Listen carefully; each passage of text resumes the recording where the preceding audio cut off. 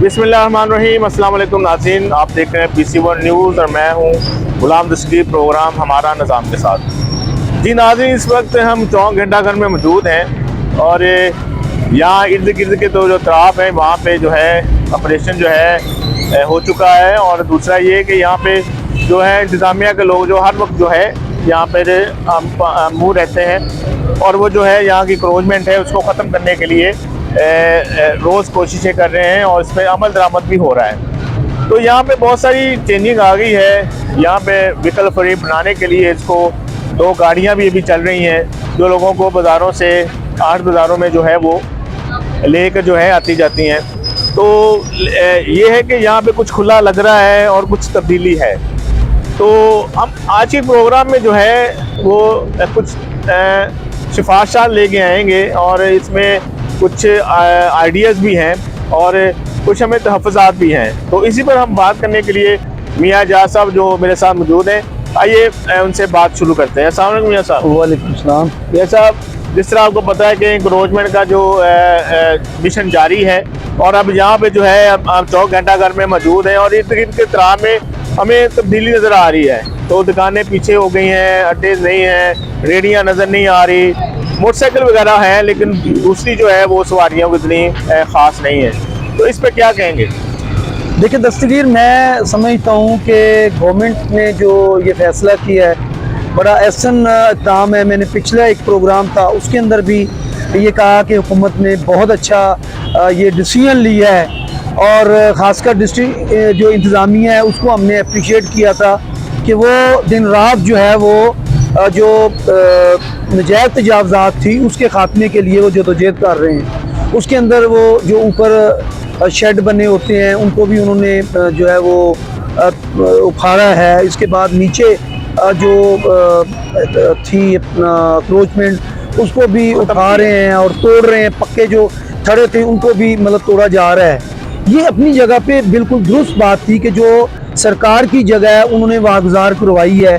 सड़कें जो हैं उनसे जो है वो भी उन्होंने खुली मतलब इससे वो भी खुली हो गई हैं और लोगों के चलने के लिए बड़ी आसानी पैदा हो गई है। लेकिन मैं जहाँ पे हुकूमत को इंतज़ामिया को अप्रिशिएट करता हूँ वहीं पे मैं ये कहना चाहता हूँ कि ये जो 8 बाज़ारों के अंदर व्हीकल्स का जो इन्होंने पाबंदी लगा दी कि किसी किस्म की ट्रैफिक जो है गाड़ी जो है वो 8 बाज़ारों में नहीं आएगी, ये मैं समझता हूँ कि इंसानी हकूक़ की ये खिलाफ वर्जी है। जब FDA ने कोई भी बिल्डिंग बनती है तो FDA उसका नक्शा जो है वो पास होता है। मैं ये समझता हूँ कि इंतज़ामिया बजाय गाड़ियों को पाबंदी आयद करने के वो जो बिल्डिंगें हैं उनके पास यानी उनके पास जाएं, वो उनको दिखाएं कि जी ये आपकी बिल्डिंग है, आप बताएं कि आपकी पार्किंग इस फ्लोर पे थी या बेसमेंट के अंदर है। क्योंकि बिल्डिंग लाज के रूल से अगर देखा जाए तो कोई भी प्लाजा उस वक्त तक उसकी मंजूरी नहीं होती जब तक कि उसके अंदर पार्किंग की जगह ना हो। तो मियाँ साहब, यहाँ पे तो हम बहुत सारे प्लाजे हैं, सारे बाज़ारों में हैं, चरी बाज़ार, पुराना बाज़ार, जंग बाज़ार, कारखाना बाज़ार और सारे बाज़ारों में बहुत सारे प्लाजे हैं जिनकी पार्किंग तो है ही नहीं है।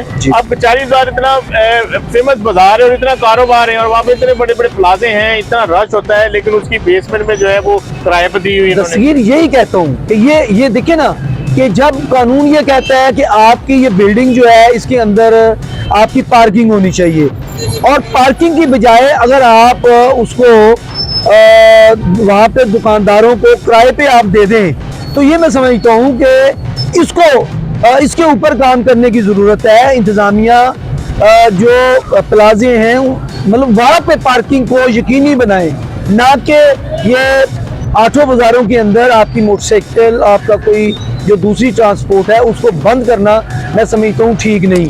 अब इसका नुकसान क्या हो रहा है कि 8 बाज़ार इन्होंने बंद कर दिए और उसके लिए 2-3 गाड़ियाँ भी हैं कि जी वो जो जाना चाहें बुजुर्ग, बच्चे और ख़वातीन वो उसमें बैठ के वो बाज़ारों में वो शॉपिंग कर सकती हैं, जिधर चाहें वो उतर सकती हैं। चलें ये आपने कर दिया, लेकिन जिन लोगों की रहायशी है यहाँ पे भाई उन्होंने आना भी है, उन्होंने जाना भी है, उनके मेहमानों ने भी आना है।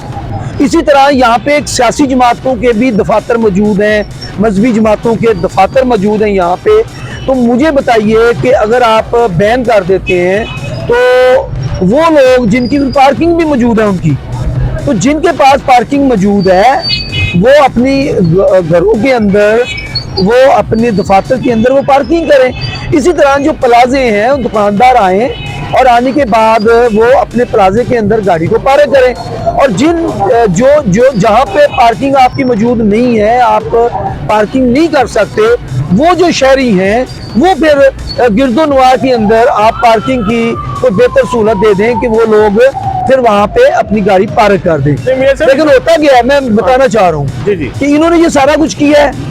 अब वो जो पार्किंग माफिया है उनकी चांदी हो गई कि अगर वो 40 रुपए पहले लेते थे, एक कार से 40 रुपए 50 रुपए वो ले रहे थे, अब वो 200 रुपया लेना शुरू कर दिया। मोटरसाइकिल से 10 थे वो 40 हो गए। यानी शहरियों को तो इन्होंने जिबा कर दिया है। एक तो वो बेचारे शहर के अंदर यानी वो आ नहीं सकते, ऊपर से वो जब पार्किंग के अंदर जब अपनी वो गाड़ी खड़ी करेंगे तो वहाँ उनको जो है वो 200 रुपया वो उनको देना पड़ेगा। ठीक है, इसी तरह दुकानदार जो है, अगर दुकानदार वहाँ पार्किंग करते हैं तो महीने के हज़ारों रुपए उनको देने पड़ेंगे। मैं ये समझता हूँ कि बुनियादी चीज़ जो है वो आपकी पार्किंग है कि आप बिल्डिंग लाज पे आप पाबंदी करवाएं। इसके बाद मैं समझता हूँ कि ये लूडर रक्शे हैं, ये शहर के अंदर आते थे, ऑटो बाजार है, कारोबारी हब है यहाँ पे, तो ये लोड और अनलोड यहाँ पे ये चीज़ों को करते थे। अब ज़ाहिर है कि इनके लिए आपने कोई प्रॉपर पार्किंग नहीं दी। भाई पहले आप इनको पार्किंग दें, इनको यहाँ से आप शिफ्ट करेंगे पार्किंग के अंदर, उसके बाद फिर आप इनके दाखिले पे आपको पाबंदी लगानी चाहिए थी। अब आपने प्रॉपर इंतजामात नहीं किए और ठग से आपने लोगों के ऑटो बाज़ारों में दाखिले पे आपने पाबंदी लगा दी है। और आप अगर देखें कि ऑटो बाज़ारों के जो बाहर से दाखिली और खारजी रास्ते हैं, वहाँ पे इतनी ट्रैफिक है, वहाँ पे लोग बाहर खड़े हैं, लोडर रक्शे हैं, कारें हैं, मोटरसाइकिलें, और उसकी वजह से ये और बदसूरत लगना शुरू हो गया है।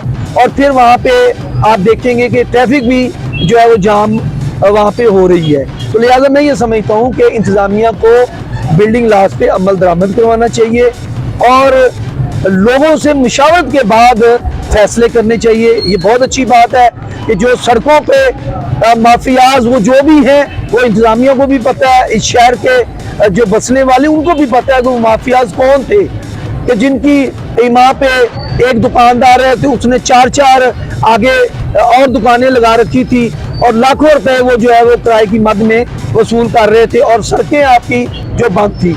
इसी तरह मैं ये भी एक बात और ऐड करना चाहता हूँ, इंतज़ामिया से दरख्वास्त करता हूँ कि ये जो रेडी वाले हैं, आप कहते हैं कि जी इनको हम बाहर के ही जगह पे शिफ्ट करेंगे, अच्छी बात है, लेकिन मैं ये समझता हूँ कि ये कानून होता है। जैसे ट्रांसपोर्ट के अंदर सेक्रेटरी ट्रांसपोर्ट है तो वो रूट देता है कि किस रूट पे कितनी गाड़ियाँ चलने की आपको इजाज़त है।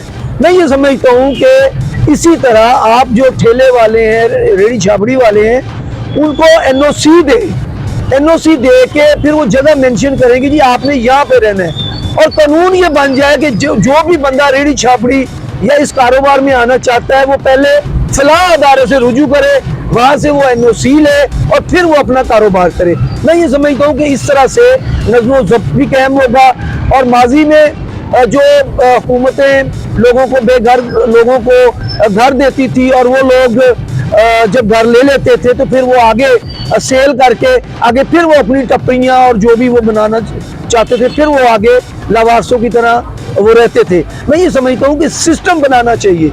ये बहुत अच्छी बात है कि हुकूमत को ख्याल आया, चलें ये 72 साल हो गए हैं कि 72 साल के बाद उनको ख्याल आया कि हमने फैसलाबाद को खूबसूरत करना है, पंजाब को खूबसूरत करना है। लेकिन इसके साथ साथ मैं ये समझता हूँ कि लोगों की ज़िंदगी को तंग ना बनाया जाए। तो लिहाजा मैं ये समझता हूँ कि लोगों से मशवरा किया जाए, लोगों को तंग ना करें, ऐसी पॉलिसी लेके आएँ जिससे लोगों को फ़ायदा हो, हमारे शहर जो हैं वो भी खूबसूरत हो और ये सारी चीज़ें हमारी गुजारिशात हैं जी। और मुझे उम्मीद है कि जो डिस्ट्रिक्ट इंतज़ामिया है, इस तरह हुकूमत पाकिस्तान जो पंजाब है, वो इन चीज़ों को गौर करेगी कि लोगों की ज़िंदगी आसान बनाएं, लोगों की ज़िंदगी तंग ना करें, क्योंकि ये सारा कुछ अगर आप कर रहे हैं तो ये लोगों की ज़िंदगी के म्यार को बेहतर करने के लिए कर रहे हैं, लोगों के लिए आसानी पैदा करने के लिए कर रहे हैं। तो लिहाजा ऐसी पॉलिसियाँ लेके आएँ जिससे लोगों का भला हो।